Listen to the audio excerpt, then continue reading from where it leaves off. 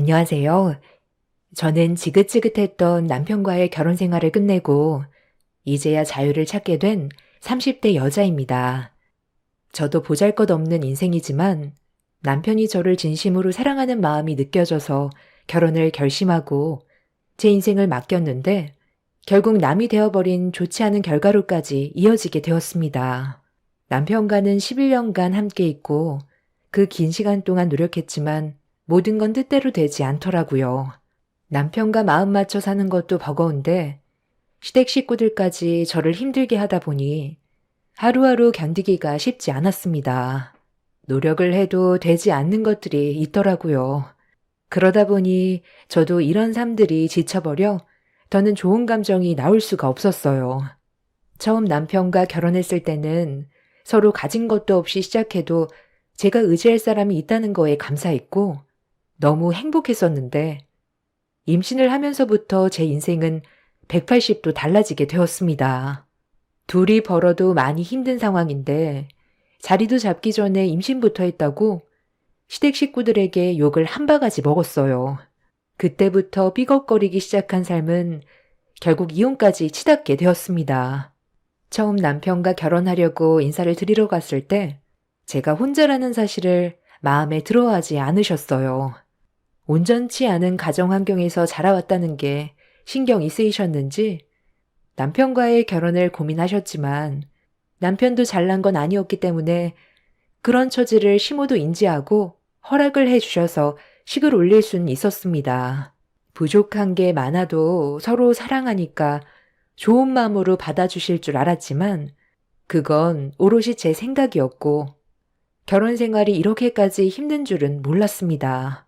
자리를 잡기도 전에 임신을 하게 되고 만삭이 되자 시모가 시댁으로 들어와 살라고 강제 결정을 하셨어요. 밖에서 일하는 남편 신경 쓰게 할 거냐면서 출산 이후 몸조리도 해야 되기 때문에 무조건 들어오라고 하시길래 남편과 상의 끝에 불화를 만들고 싶지 않아 시모의 말을 따랐습니다. 모든 결정권은 시모에게 있었어요. 그 이유는 시댁 집안은 가족이 있지만 저는 가족 없이 홀로 살아왔었거든요. 제가 20살이 되었을 때 엄마는 저를 버리고 떠났어요. 아빠가 돌아가신 지 3년 만에 엄마는 다른 남자를 만나 따로 살림을 차렸습니다. 저희 가족은 워낙 가난했던 삶이었기 때문에 아무리 발버둥을 쳐도 가난에서 벗어날 수가 없었어요. 엄마도 그런 삶이 많이 힘들었는지 항상 아빠에게 불만을 털어놨었죠. 그런 모습들을 지켜봐오던 저도 많이 힘들었지만 아빠가 돌아가신 이후 저를 버리고 떠나셨을 땐 모든 걸 다 잃어버린 느낌이었습니다. 엄마와 함께 살던 집도 처분이 된 상태였고 봉투에 500만 원 넣어두시곤 짧은 말 한마디 적혀 있었어요. 이 세상에 엄마는 원래 없는 존재였던 것처럼 살라며 저와 함께한 기억들 전부를 잊어버리겠다면서 뒤도 안 돌아보고 도망을 쳤어요. 그 순간 버림받았다는 거에 너무 큰 충격을 받았고 더 이상 살고 싶은 마음도 없었는데 아빠와 함께 찍은 사진 한 장이 눈에 들어왔어요. 행복했던 그런 기억들이 스쳐 지나가면서 아빠가 저를 보며 웃고 있는 모습이 꼭 살아야 된다고 얘기하는 것 같은 느낌이 들었습니다. 그래서 이대로 생을 마감하기에는 너무 억울하고 분해서 열심히 앞만 보며 살아왔던 거고 그런 삶을 살아오면서 남편을 만나게 된 거였죠. 가족에 대한 그리움을 시댁 식구들이 채워줄 수 있을 거라고 생각했는데 그것도 아니었어요. 제 생각과는 전혀 다른 결혼 생활이었지만 그래도 가족이 없는 것보단 있는 게 의지할 곳이 있다는 거에 감사하며 살아왔습니다. 엄마한테 버려진 거에 비하면 버틸만 했었는데 세월이 지나면서 제 마음에도 점점 병이 들었었나 봐요. 출산 이후 시댁에서 몸조리 받을 때부터 시작해 현재까지 11년의 시댁 생활을 하는 동안 몸도 마음도 지쳐버린 것 같았습니다. 언제부터인가 시모가 무슨 말을 해도 귀에 들어오지가 않더라고요. 무기력해진 제 자신을 보고 있을 때면 한계라는 걸 느낄 수가 있었습니다. 얘, 너 무슨 생각을 그리 하는 거야? 고기가 다 타고 있잖아. 음식 하다 말고 왜 멍하니 서 있는 거야? 내가 잔소리 좀 했다고 지금 반항하는 거니? 아유, 이리 나와봐라. 하기 싫으면 말을 하던지. 비싼 소고기 전부 다 태워 먹었잖니. 뭐 하나 시켜도 똑 부러지게 하는 게 없어. 가정부였던 너희 엄마가 오죽 답답했으면 너를 버리고 떠났겠어? 나 같아도 너를 버렸겠다. 어떻게 된 게 10년 전이나 지금이나 변한 게 하나도 없냐? 매일 눈 뜨고 눈 감을 때까지 잔소리 듣는 거 지겹지도 않아? 갑자기 왜 가정부 얘기가 나오는 건데요? 그 사람이 가정부였던 게 무슨 상관인 거죠? 이런 식으로 트집 잡으려고 그 사람에 대해 물어본 거였어요? 네가 하는 짓을 봐봐라. 비싼 소고기는 다 태워 먹고 좋게 해주고 싶어도 달라지는 게 없으니 좋은 말이 나가겠니? 너 왜 등원 보내고 해야 될 일을 안 한 거야? 애 등원 보내고 바로 집안 청소하고 아침상 준비하라고 했는데 커피를 마시고 있어? 요즘 아주 막 나가려고 작정을 한 거지? 내가 지금 화가 치밀었는데도 최대한 참고 있는 중인 거 알면서 왜 나를 계속 건드려? 한번 해보자는 거야? 너 이 집에서 쫓겨나고 싶니? 내쫓기면 갈 데도 없는 게 어디서 지금 누나를 부라리면서 혜미를 노려봐? 너는 내 집에서 평생 군말하지 않고 가정부 역할이나 하면서 살면 되는 거야. 그 피가 어디 가니? 지금 말 다 했어요? 제가 뭘 어쨌길래 그 사람과 비교를 하는 건데요. 저도 좀 쉬고 싶어서 아침에 정신없이 아이 등원 보내고 숨 좀 돌릴 겸 커피 한 잔 했어요. 그런데 그게 그렇게 잘못된 일이에요? 제 입에 커피 한 잔 들어가는 게 꼴보기 싫어 죽겠어요? 이런 식으로 살 바엔 차라리 그냥 나가서 사는 게 낫겠어요. 저도 더는 참기가 힘들어요. 어머님한테 받는 스트레스가 너무 커서 우울증까지 왔다고요. 저를 계속 막대한다면 그 사람과도 그만 끝낼 거니까 그런 줄 아세요. 이 집안에 제 편도 없고 저를 위해주는 사람 단 한 명도 없는데 지금까지 참아왔던 이유가 뭔 줄 아세요? 저는 한번 버림받은 존재니까요. 이 집안에서도 버림받고 싶지가 않아서 지금까지 버티며 살았던 거예요. 노력하면 어머님도 저에게 마음을 열어주실 거라는 작은 희망 하나 가지고 힘들게 살아왔는데 역시 사람은 안 변하네요. 앞이 보이지 않는 감옥 같은 이곳에 더는 있을 필요도 없겠어요. 애 하원하면 데리고 나갈게요. 애를 데려가겠다고? 네가 원하는 대로 내가 순순히 따라줄 것 같니? 억지를 부려도 적당히 해야지. 그냥 죄송합니다. 한마디 하면 끝날 문제인데 상황을 악화시켜서 어쩌겠다는 거야? 왜 대답이 없어? 너 정말 나랑 한번 해보겠다는 거지? 오냐? 오늘 갈 때까지 한번 가보자. 나갈 거면 애는 두고 너만 짐 싸서 나가. 에휴, 저러니 욕을 안 하려야 안 할 수가 없는 거야. 지금까지 우리 집에서 무상으로 먹고 살았으면 감사하게 생각하고 쥐 죽은 듯이 살아야 되는 거 아니야? 배가 불렀지. 며느리가 아주 배가 불렀어. 당신은 저런 말을 하는데도 그냥 듣고만 있을 거야? 당장 내쫓아 버려. 고생 한번 해봐야 여기서 살았던 게 행복한 줄 알지? 그렇잖아도 내쫓으려 했어. 너 꼴 보기 싫으니까 당장 나가라. 여기서 아무것도 들고 갈 생각 말고 맨몸으로 나가거라. 들어올 때도 맨몸으로 들어왔으면 나갈 때도 맨몸으로 나가야지. 그리고 너는 어미라는 게 너만 고생하면 되지. 자식까지 버림받게 만들 거니? 내 손주는 절대 못 주니까 너만 나가라. 시모는 제가 고생 좀 해봐야 정신을 차릴 것 같다면서 내쫓으려 하길래 제 아이는 데리고 가겠다고 하자 갑자기 현관문 앞에 있는 빗자루를 들더니 저에게 마구잡이로 휘둘렀어요. 이성을 잃은 시모의 행동에 맨몸으로 도망을 나오게 되었고 하원하는 제 아이를 시부가 먼저 데리고 가버려 한참 동안 시댁 앞에서 아이를 보내달라고 얘기했지만 굳게 닫힌 문은 열리지 않았습니다. 아이 걱정에 저녁 시간이 될 때까지 집 앞에 서 있다가 퇴근한 남편과 마주치게 되었습니다. 잘하는 짓이다. 네가 이러니까 욕을 먹는 거야. 왜 쓸데없는 일을 키워서 상황을 안 좋게 만들어? 우리 어머니가 당신 얼굴 평생 보고 싶지 않다고 하셨어. 나도 이런 삶이 이젠 지친다. 언제까지 뒤에서 이런 관계를 지켜봐야 되는 거야? 그동안 할 만큼 했다고 생각해. 어차피 오래 지속되지 못할 거라는 거 알고 있었잖아. 애는 우리가 키울게. 가뜩이나 없는 형편인데 냉전 한 푼 없는 당신이 애를 데리고 가서 뭐 어떻게 살려고? 당장 집 하나 구하는 것도 힘들잖아. 나랑 이혼하고 위자료 얼마나 받을 수 있을 것 같은데? 원룸 하나 겨우 받을 수 있을 정도밖에 못 받을걸? 우리 집안 빚 갚는데 돈 다 나가고 모아둔 재산도 없는데 당신한테 줄 위자료가 어디 있겠어? 지금까지 데리고 살아준 거 돈으로 환산하면 그게 위자료 포함된 거나 마찬가지인 거야. 쓸데없이 애까지 힘들게 하지 말고 당신이 그렇게 원하는 자유 찾아가. 나도 이참에 우리 집안에 헌신하고 잘할 수 있는 그런 여자를 새로 들이든지 해야 되겠다.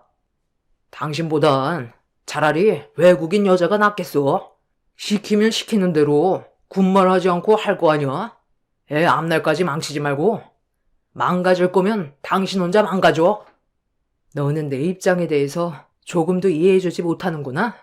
내가 여태껏 왜 버티며 살아왔는지 뻔히 알면서 어떻게 그냥 갈라서자는 얘기를 할 수가 있어?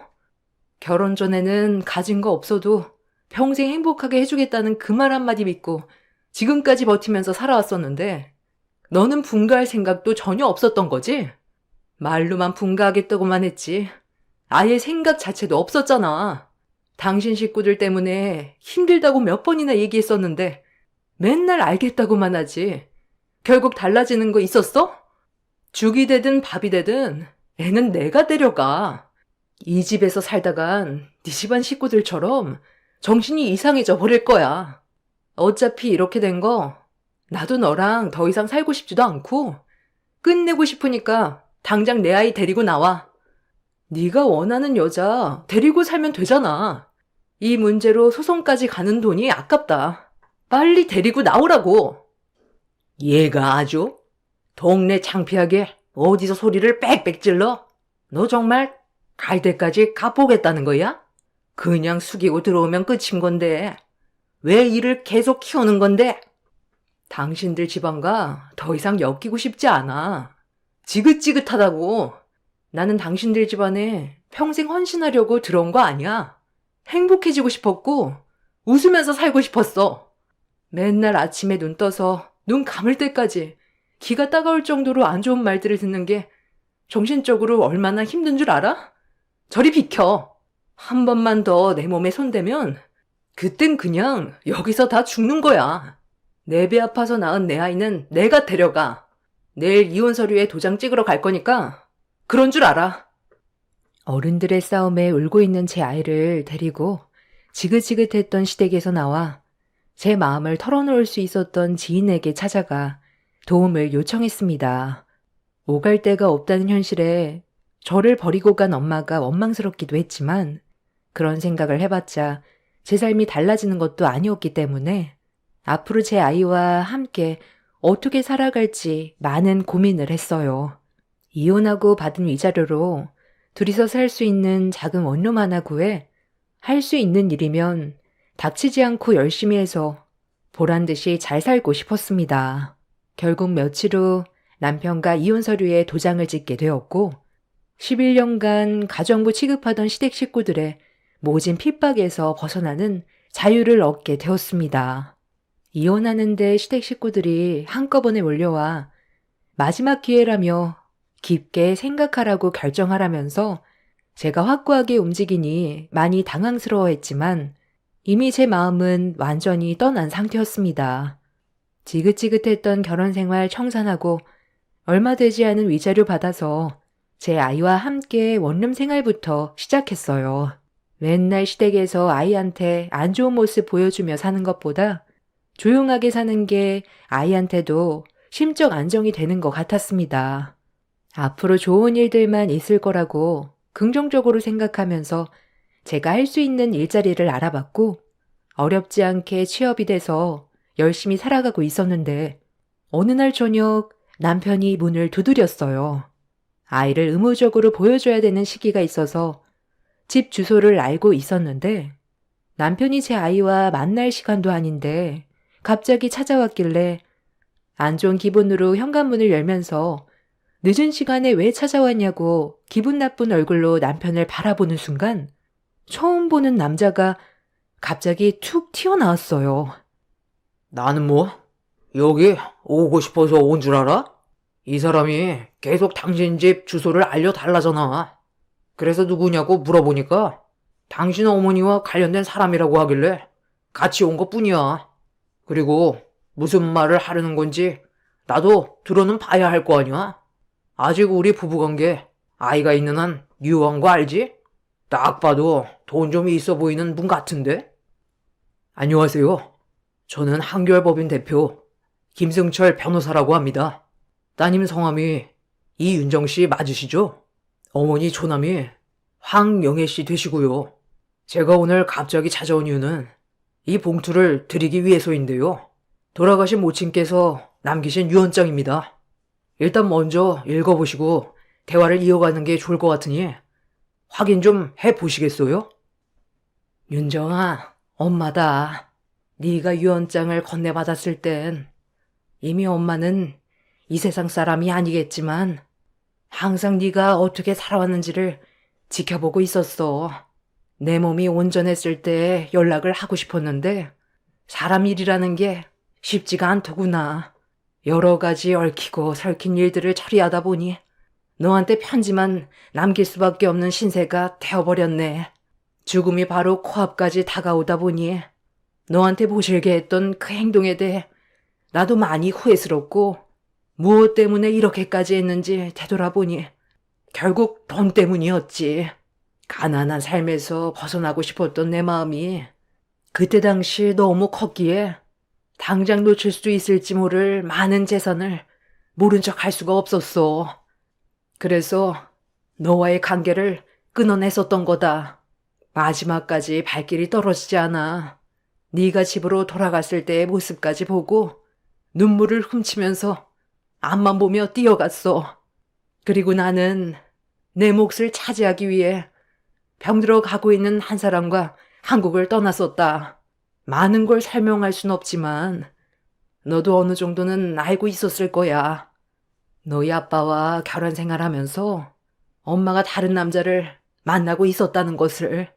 너희 아빠가 암으로 떠난 뒤 3년간 그 사람과 만나오면서 재혼하려고 생각 중이었는데 너한테 차마 얘기할 수가 없었던 게 엄마에 대한 증오심이 커질까봐 그랬어.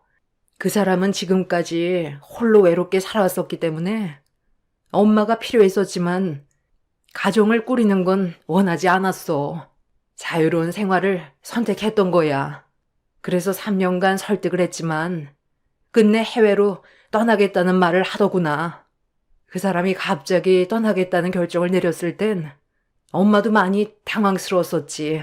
그 사람 또한 너희 아빠와 마찬가지로 암이었는데 검사 결과 길어야 몇 년이라는 시간밖에 주어지지 못한다는 말에 해외여행을 선택했었어.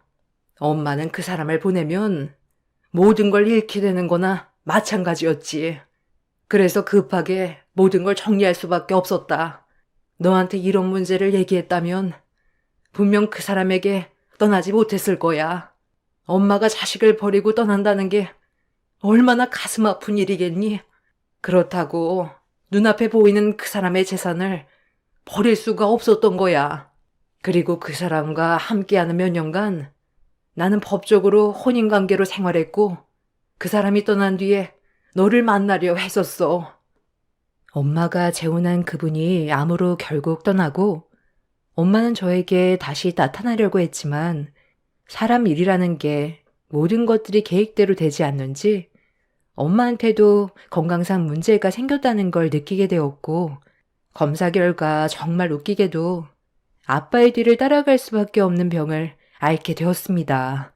엄마는 아픈 몸으로 제 앞에 나타나고 싶지가 않았었는지 대장암을 치료하기 위해 바로 항암 치료에 들어갔지만 생각했던 거와 다르게 건강은 점점 악화가 되어갔고 결국 버티다 못해 치료를 포기하게 된 거였어요.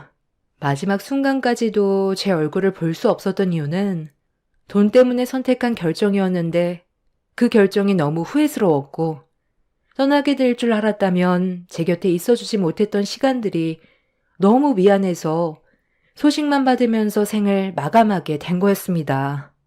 엄마의 계획은 돈이 많았던 그 사람과 마지막 순간까지 모든 걸 함께 해준 뒤 남겨진 재산으로 저와 행복하게 살고 싶었던 계획을 가지고 있는 것 같아 보였지만 모든 건 뜻대로 되지 않았던 거였죠. 엄마는 저를 떠날 때부터 생을 마감할 때까지 저만 생각했었다는 말을 끝으로 변호사분에게 모든 내용을 전달했다면서 엄마의 재산이 저에게 넘어갈 거라는 말과 미안하고 앞으로 제 아이와 행복하게 살아가라며 사랑했다는 말로 엄마의 편지가 마무리되었습니다. 장문의 편지를 읽어내려간 저는 눈물을 쏟아냈는데 주저앉으면서 바닥에 떨어뜨린 엄마의 편지를 남편이 주워들어 읽더니 제 앞에 서 있는 변호사에게 재산의 금액이 얼마냐고 물어봤어요. 변호사분은 이혼한 관계인 상황에서 개인 재산을 알려줄 수 없다며 입을 닫았고 저와 방에서 따로 대화를 하자면서 주저앉아 있는 저를 일으켜 세워주었습니다. 잠깐만요. 다들 그만 숨어 있고 빨리 나와. 지금 난리 났다니까. 내가 뭐라고 그랬어? 이 변호사 양반이 찾아올 때부터 뭔가 있을 것 같다고 했지? 뭔데? 뭔데 그래? 나도 좀 이상스럽다 했었는데 돈과 관련된 문제니? 제가 갑자기 변호사랑 만날 일이 뭐가 있어? 그 편지 이리 좀 내놔봐라. 얼마인지는 나도 모르지. 개인 재산이라고 알려주지 않는데 엄청난가 봐. 이 사람 어머니가 돈 때문에 버리기까지 했는데 그럼 그 돈이 얼만큼 컸길래 그런 결정을 단호하게 내리겠어. 돈 쫓아가다가 생을 마감했다잖아. 그래서 그 돈이 지금 이 사람 앞으로 전부 옮겨질 건가 봐. 우리 재결합 아직 가능한 거지? 당신이랑 내가 그동안 왜 삶이 힘들었어? 없는 형편에서 먹고 살려고 하다 보니 가난에 찌들어 그런 거였잖아. 그런데 그 돈 받으면 우리 행복하게 살 수 있어. 이 내용이 정말 사실이니? 아니 어떻게 너를 버리고 돈을 택했다는 게 믿어지지가 않지만 네 애미도 오죽 힘들었으면 그런 결정을 했겠어? 그래서 이제 어떻게 할 거야? 일단 빨리 재산부터 전부 받아놓고 다시 얘기하자. 우리 며느리가 이제야 사랑고시를 하려나 보네. 그동안 무상으로 먹여주고 재워준 보람이 이제야 성과를 보는구만. 여보, 우리도 이제 사람답게 살 수 있겠어. 앞으로 고생 끝, 행복 시작이야. 며느라, 오늘 먹고 싶은 거 말만 해라. 아직 뭐가 어떻게 돌아가고 있는 건지도 파악도 안 됐고 우리 엄마 장례도 못 치러드렸는데 앞으로 잘 살아보자고? 저 지긋지긋한 놈이랑 이혼 서류에 도장 찍었고 법적으로 완전한 남이 됐는데 내가 왜 너희 집에 다시 기어 들어가? 당장 내 집에서 나가. 한 번만 더 발을 들이면 주거 침입죄로 신고할 줄 알아. 아유 며느라. 그때는 서로 감정이 너무 안 좋아지다 보니까 그랬던 거지. 나는 너를 다시 받아줄 생각이었다. 시애미가 오죽했으면 그랬겠니? 다 잘 살자고 그런 거지. 내가 분명 얘기했을 텐데 한 번만 더 들어오면 그땐 주거 침입죄로 신고하겠다고. 내 허락 없이 들어왔으니 이건 정당방위지. 전시댁 식구들은 저와 더 이상 아무 연관도 없는 남인데 저희 엄마가 떠나고 남긴 재산이 많다는 이유로 저에게 다시 접근하려 들었어요.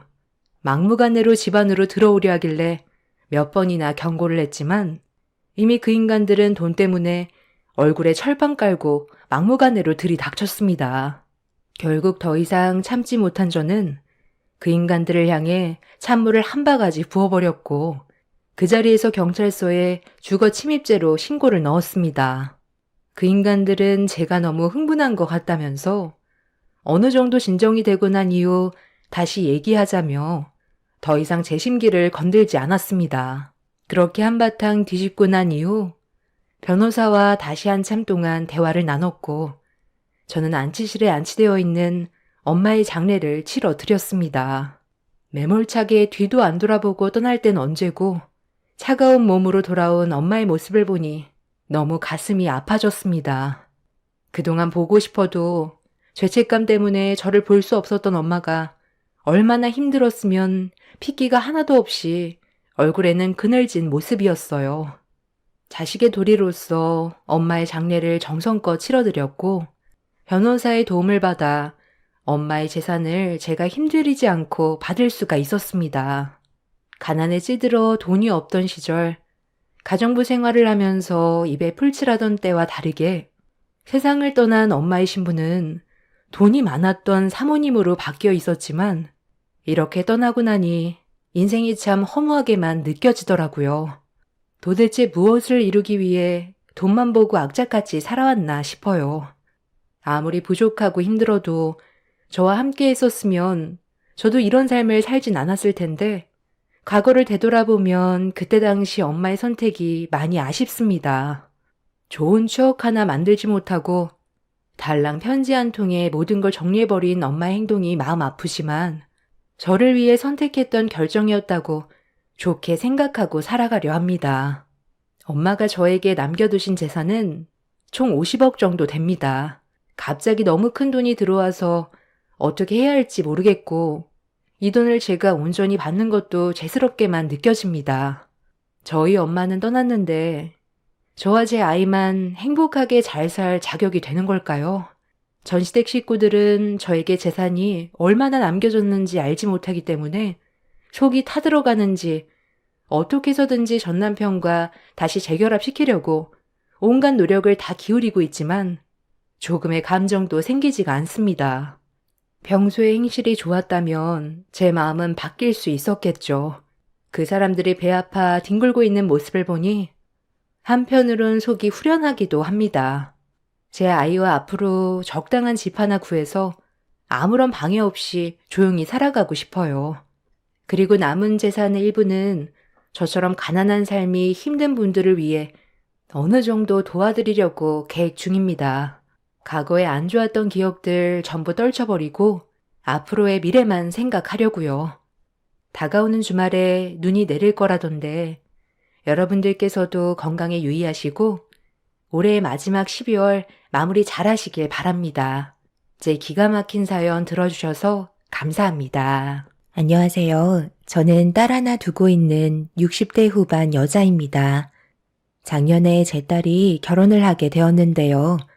사돈댁과의 관계가 좀처럼 쉽게 풀리지 않아 긴장이 고조되어 가고 있던 찰나 결국 일이 터지게 되었습니다. 결혼을 한 지 6개월 정도 지났을 무렵 딸이 눈물을 흘리면서 저희 집으로 들어왔고 사위가 그 뒤를 따라 들어왔습니다. 난감한 표정으로 저와 남편에게 인사를 건넨 사위는 방으로 들어가 버린 딸의 상황을 설명했고 저희 부부는 자초지종을 듣게 되었는데 안사돈과 마찰이 일어난 걸 알 수 있었습니다. 결혼 전부터 신경이 쓰이더니 결국 일이 터지고 만 거였죠. 애초부터 결혼을 반대했던 안사돈은 딸에게 지속적으로 스트레스를 주입시킨 것 같았어요. 제가 모든 상황을 알 수 없으니 답답하기도 했고 처음으로 사돈댁의 반대가 앞으로의 결혼 생활을 힘들게 할지 모른다며 많은 고민을 했었지만 그래도 딸과 사이의 간절한 마음이 언젠가 사부인에게도 통할 줄 알았습니다. 웃는 얼굴에 침 못 뱉는다고 제 딸에게도 좋은 모습들이 많기 때문에 시간이 지나면 좋은 관계를 유지할 수 있을 거라 생각했었어요. 결혼을 허락했으면 마음에 안 드는 부분들이 있어도 좋은 관계를 유지하려는 노력 정도는 하실 줄 알았는데 사부인은 단 한 번도 제 딸을 좋게 봐주려는 마음을 갖지 않았었네요.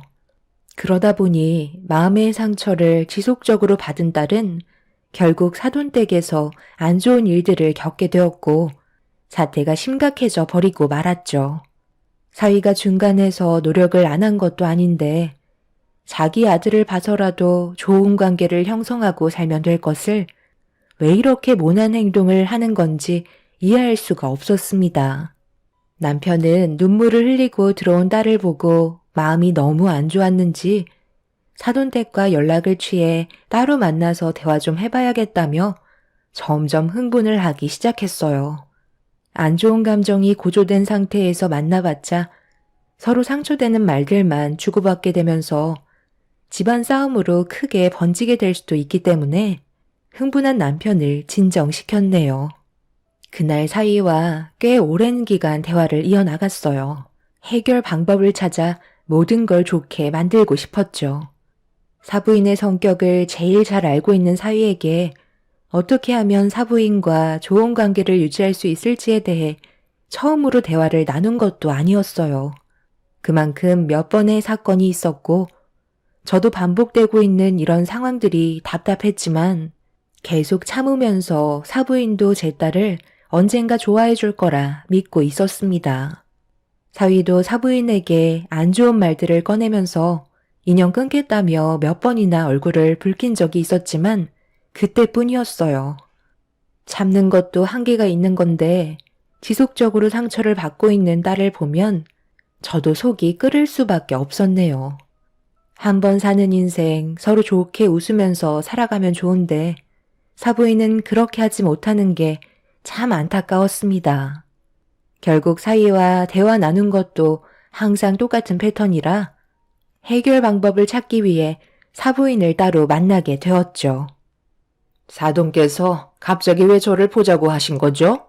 그냥 전화 통화만 하셔도 되는데 굳이 얼굴 볼 필요 있었을까요?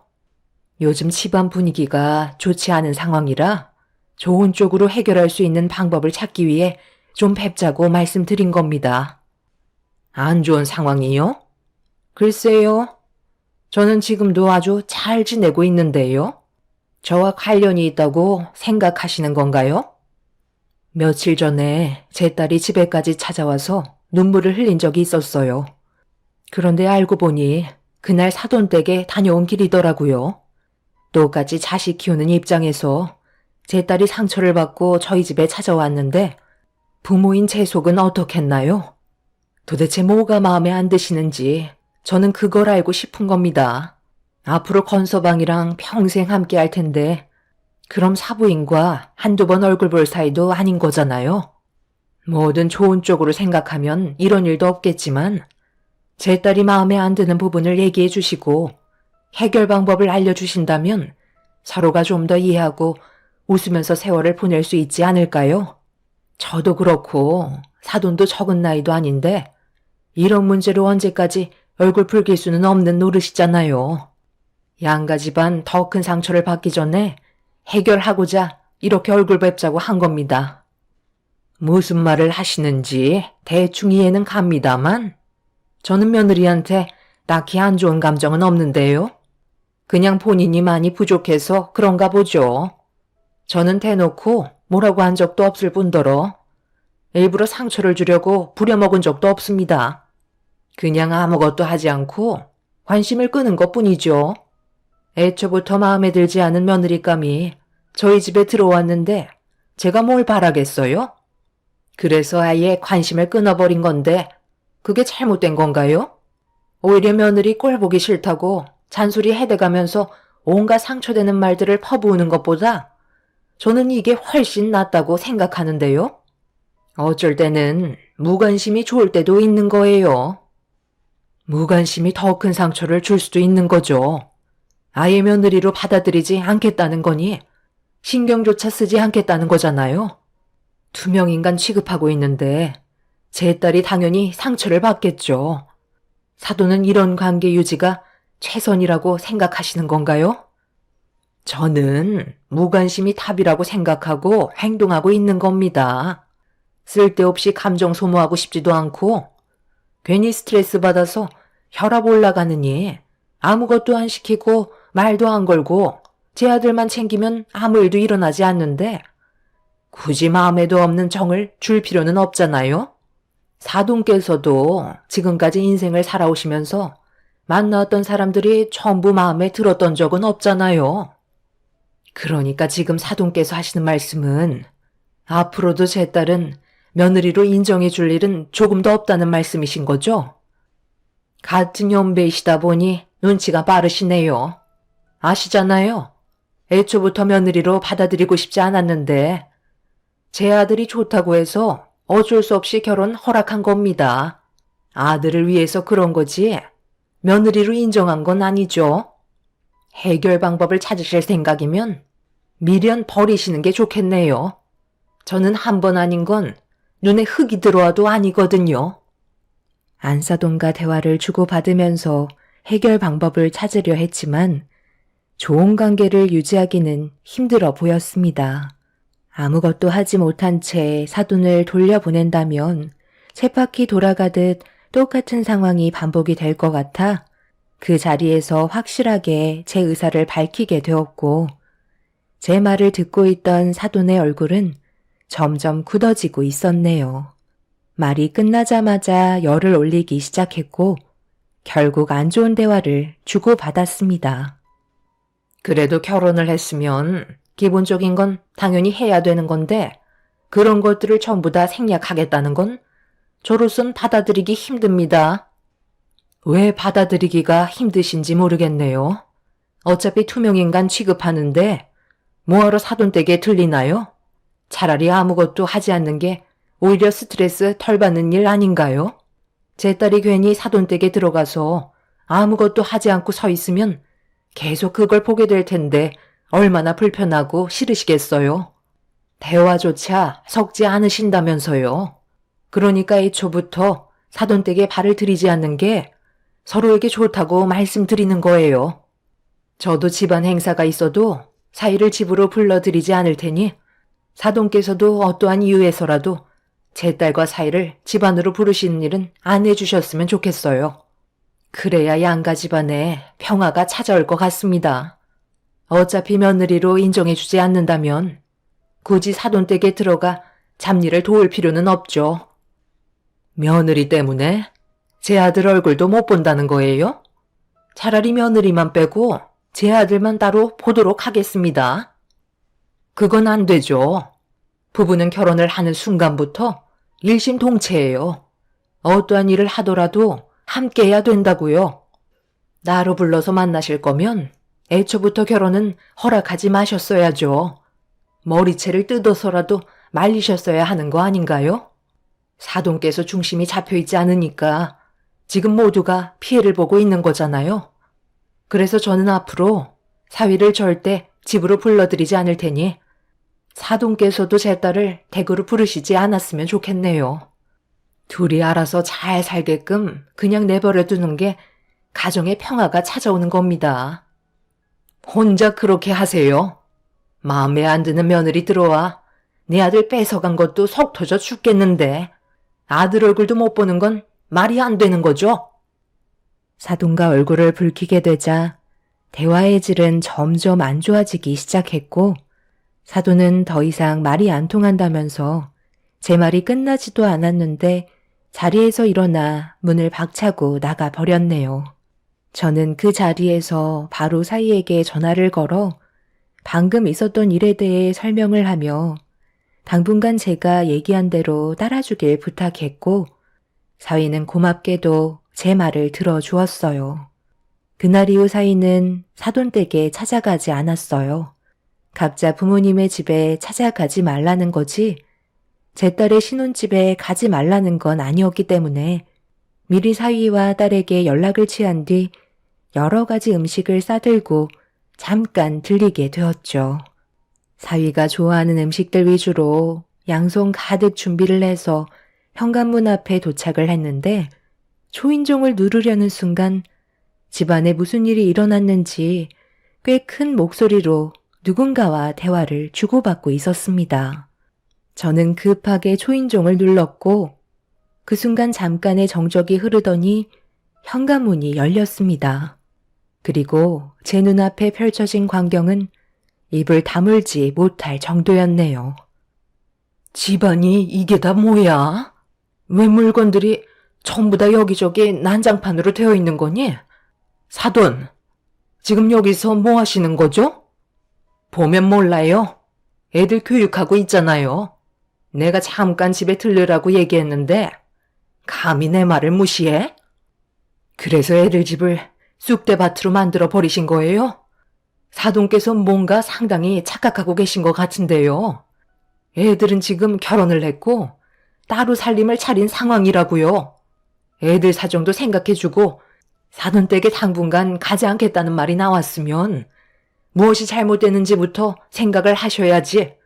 사돈의 말을 듣지 않았다고 여기까지 찾아와서는 이 난리를 치세요? 부모로서 창피하지도 않아요? 그런데 지금 제 딸에게 뭘 하신 거예요? 왜 머리가 헝클어져 있는 거죠? 설마 지금 제 딸 머리채 잡으신 건가요? 가정교육 제대로 못 받았으면 당연히 벌을 받아야죠. 그게 잘못된 건가요? 시애미가 당장 집으로 튀어오라고 했는데 오지 않겠다는 말을 조금도 고민하지 않고 입 밖으로 뱉어댔는데 제가 열불 안 나겠어요? 그동안 말을 안 하고 있으니까 시애미를 아주 개똥으로 보고 있었다고요. 그래서 버릇 좀 고쳐주려고 혼 좀 냈습니다. 며느리로 들어왔으면 내 딸이나 다름없는데 다 큰 어른이라도 잘못된 게 있으면 벌을 받아야죠. 저도 웬만해선 이렇게까지 하지 않으려 했는데 너무 개념이 없더라고요. 건서방, 이리 가까이 좀 와보게. 나도 웬만해서는 이렇게까지 하지 않으려 했는데 똑같이 자식 가진 입장이니 사돈도 아픔을 느껴봐야 하지 않겠나? 내 딸만 머리채를 잡히고 눈물을 흘려서야 되겠어? 미안하지만 자네 부모를 원망하게. 저는 안사돈이 보는 앞에서 사위의 뺨에 손을 올려 붙였어요. 그걸 본 사돈은 경악을 하며 저에게 정신 나간 여자처럼 달려들기 시작했고, 사돈은 저를 절대로 가만두지 않겠다며 평생 동안 자기 자식 한 번도 손댄 적 없는데 제가 감히 손을 댔다고 동네가 떠나갈 정도로 난리를 쳐댔습니다. 저에게 뺨을 허용한 사위는 엄청난 목소리로 사돈에게 가만히 계시라며 화를 냈어요. 사위가 안사돈에게 화를 내자 순간적으로 경직된 상태에서 자기 아들을 바라보고 있는데 사위의 한마디에 사돈은 주저앉았네요. 부모가 잘못을 모르면 자식이 그 대가를 치러야 하지 않겠어요? 한쪽 뺨도 마저 때려주세요. 장모님 마음이 풀리실 때까지 허용해 드리겠습니다. 저도 이렇게까지 살고 싶지 않네요. 하루하루 너무 괴롭습니다. 저희 엄마 때문에 제가 사랑하는 사람들이 상처받는 건 더 이상 보고 싶지 않아요. 저희 엄마가 잘못을 모르면 자식이 대신 벌을 받아야죠. 그게 맞는다고 생각합니다. 그리고 오늘 이 시간 이후로 저는 엄마와의 인연을 끊어내도록 할 거예요. 이 말이 듣고 싶으셔서 이 난리를 치셨겠죠. 장모님께서 오늘 저희 집에 왜 찾아와 주신 줄 아세요? 엄마랑 따로 만나서 안 좋은 대화를 주고받았다는 걸 저에게 설명해 주셨는데 혹시라도 제가 상처받았을까봐 평소에 제가 좋아하는 음식들을 준비해서 먼 길을 달려오셨어요. 그런데 엄마는 당분간 서로 생각할 시간이 필요해서 가지 않겠다는 한마디 했다고 집안을 난장판으로 만들어요? 엄마가 무슨 잘못을 했는지 느끼지 못하신다면 당연히 아들인 제가 벌을 받아야죠. 엄마의 아들로서 부모님을 바른 길로 인도해 드려야 하는 것도 자식의 역할이니까요. 장모님, 이 모든 일들이 사이인 제가 부족해서 그러니 한 번만 용서해 주세요.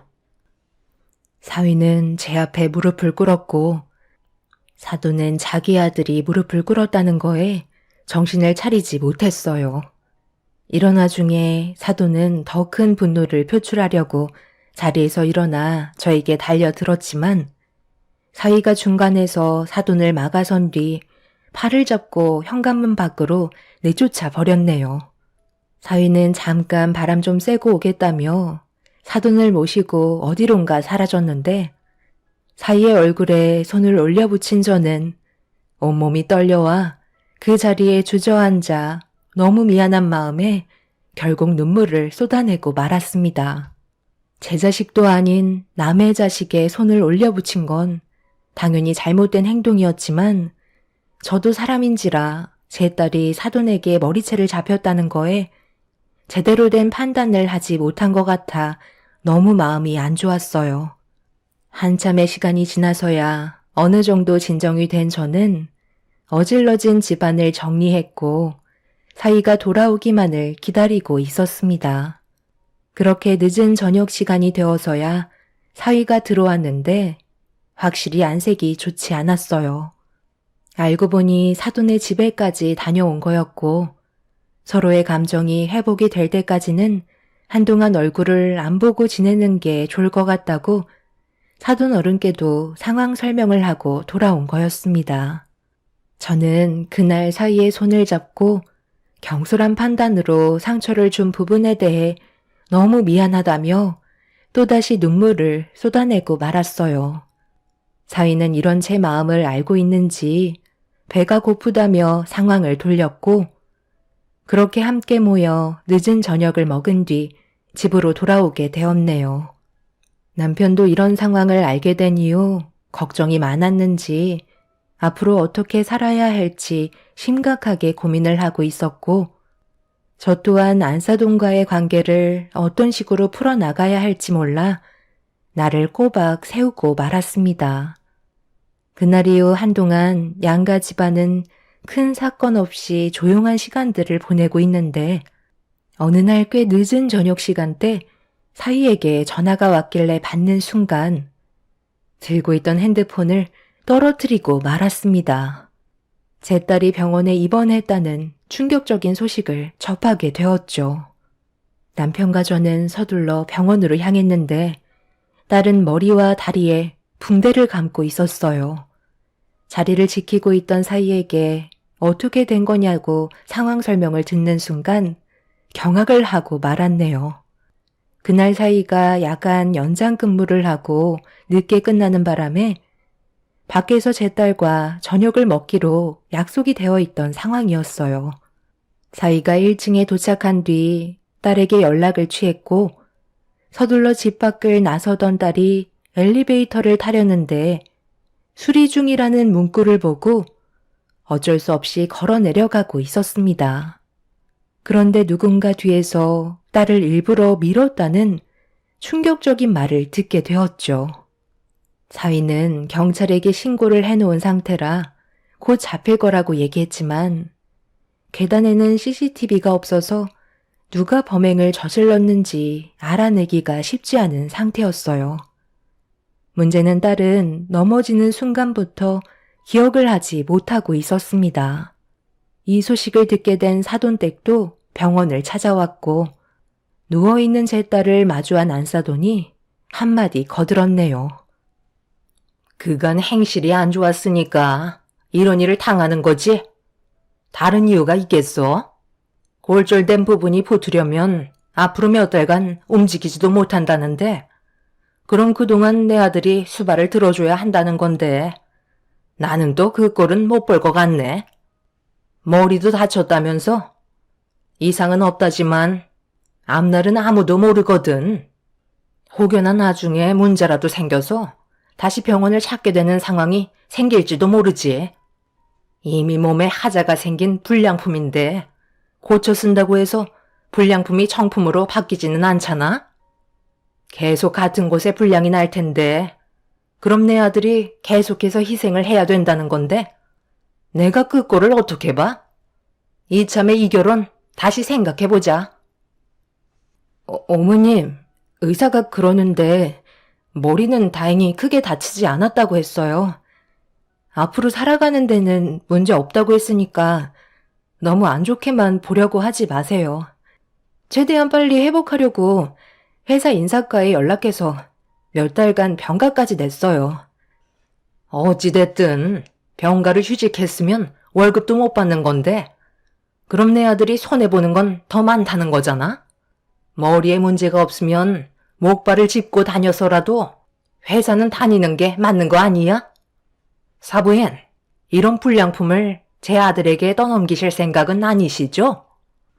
저는 받아줄 생각 조금도 없으니까 당장 데려가세요. 범인이 누군지도 잡히지 않았는데 괜히 며느리 때문에 내 아들한테까지 피해가 갈 수도 있는 거잖아요? 잡히지 않는 동안 얼마나 마음 졸이면서 살겠어요?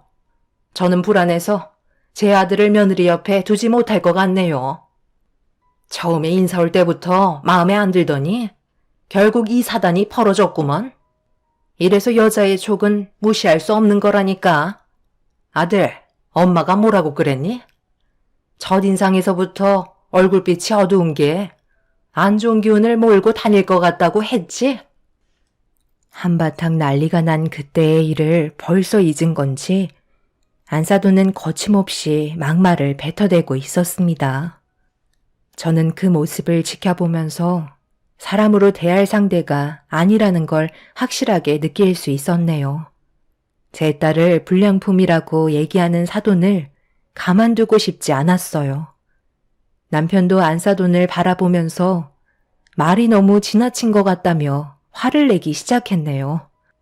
사돈의 얼굴만 마주하면 화를 불러일으키는 이런 상황들이 너무 싫었고 사돈 어른께서 힘들어하는 제 딸을 보고 대신 머리 숙여 용서를 구한 뒤 서둘러 자리를 피하셨습니다. 그제서야 조용해진 병실은 침묵만 흘렀고 사위는 저와 남편의 눈치를 보면서 제 딸 옆을 지키고 있었네요.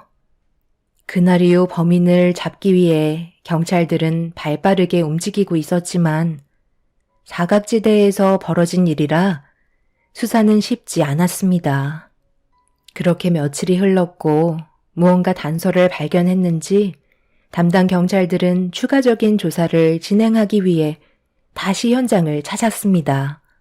저희 가족 모두 범인을 잡기 위해 주변을 돌아다니며 단서가 될 만한 것들을 찾아보고 있는데 아파트 내부를 조사하던 경찰들이 누군가 도망치는 한 사람을 잡기 위해 쫓아가고 있었어요. 너무 순식간에 일어난 일이라 저희는 도망치는 범인을 보고도 잡지 못했는데 검은 모자와 검은 옷을 입고 있던 한 사람이 앞만 보며 달리다가 옆에서 달려오는 차와 부딪히게 되면서 오랜 시간 끝에 겨우 범인을 잡을 수 있었습니다. 다행히 크게 부딪힌 건 아니라 타박상 정도만 보였던 정체 모를 사람은 얼굴을 확인해 보니 꽤 젊어 보이는 청년이었고 경찰들은 도망친 이유를 아직 물어보지도 않았는데 먼저 겁에 질린 청년이 모든 진실을 털어놓았습니다. 그 말을 듣던 저는 정신을 차리지 못할 정도로 분노를 하게 되었네요. 경찰들과 남편을 따라 사돈댁에 도착을 하자마자 제가 먼저 현관문을 두드렸고 잠시 뒤 사돈 어른께서 현관문을 열며 무슨 일이냐는 말에도 무시한 채 거실로 향했어요. 사돈댁은 점심을 먹고 있었는지 떡국상이 차려져 있었고 저를 보면서도 아무렇지도 않게 식사를 하고 있는 안사돈에게 달려가 떡국상을 사정없이 사돈 쪽으로 던져버렸고 머리채를 잡아 흔들며 난리를 치고 말았네요. 이미 저는 그 누구도 말릴 수 없을 정도로 분노한 상태였고 남편과 경찰분들이 저와 안사돈을 겨우 떨어뜨려 놓았네요. 갑자기 찾아와서 예의 없게 이게 무슨 짓이야? 마침 경찰에 연락하려던 참이었는데 잘 됐네. 당장 저 사람 좀 잡아가세요. 잡아갈 사람은 당신이지. 어떻게 내 딸에게 그런 끔찍한 일을 저지를 수가 있는 거야? 그쪽이 사주했다며? 청년에게 돈을 주고 시켰다면서? 그쪽이 아파트에 직접 들어와서 내 딸에게 해코지하면 발각될 게 뻔하니까 아파트에 사는 청년에게 꽤 많은 돈을 주고 시킨 거라고 전부 다 들었다고. 더군다나 그 청년이 엘리베이터 수리기사라 이용해 먹기 딱 좋았겠지. 어떻게 사람의 탈을 쓰고 그런 끔찍한 일을 저지를 계획을 세운 거야? 당신이 그러고도 사람이야? 내가 절대 가만두지 않을 거라고. 그러게, 내가 뭐라고 그랬어? 앞으로 조심하는 게 좋을 거라고 했잖아. 감히 내 아들에게 손을 올려붙여? 그러고도 무사할 줄 알았어? 세상 떠났어야 했는데 너무 아쉽네. 일 처리만 깔끔하게 됐어도 후회는 없었을 텐데. 그 엘리베이터 기사가 생각보다 좀 맹한 것 같더라고. 그러니까 나를 왜 건드려? 사람 봐가면서 행동해야지. 내가 이번 일로 끝날 것 같아? 콩밥 먹고 나오면 그때 다시 한번 보자고. 나는 이미 붙잡힐 걸 각오하고 계획한 사람이야. 안사도는 이미 사람이 아니었어요. 정상적인 모습은 전혀 찾아볼 수 없었고, 이 소식을 듣게 된 사이는 급하게 사돈댁에 도착해선 경찰분들에게 붙잡혀가는 사돈의 모습을 보며 상당한 충격에 빠졌는지 입을 다물지 못하고 있었습니다. 사돈은 자기 아들에게 나중에 다시 얘기하자면서 꼭 면회를 오라고 아무렇지 않은 듯 오히려 떳떳해하는 모습을 보여주고 있었네요.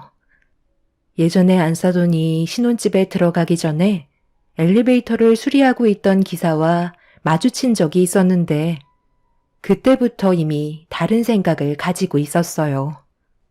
미리 명함을 받은 뒤 따로 약속을 잡아 꽤 많은 돈을 건네주었고 기회가 될 때 범행을 저지르라는 말을 하게 되었던 거죠.